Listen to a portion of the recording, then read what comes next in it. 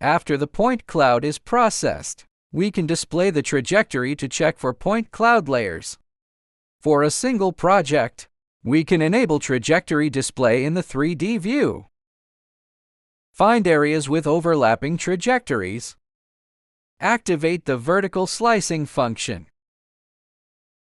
And check the layering of the point cloud after slicing through hardened roads or buildings.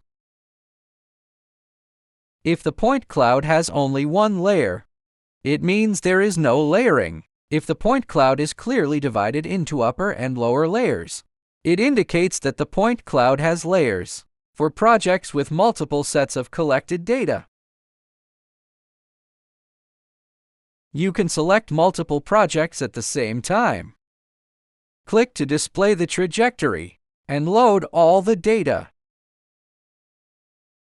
Switch to project rendering in CoPre's 3D view, where different colors represent point clouds from different projects. Find the overlapping parts of different projects. Activate the vertical slicing function and check the layering of the point cloud after slicing through hardened roads or buildings. If the point cloud has only one layer, it means there is no layering. If the point cloud is clearly divided into upper and lower layers, it indicates that the point cloud has layers.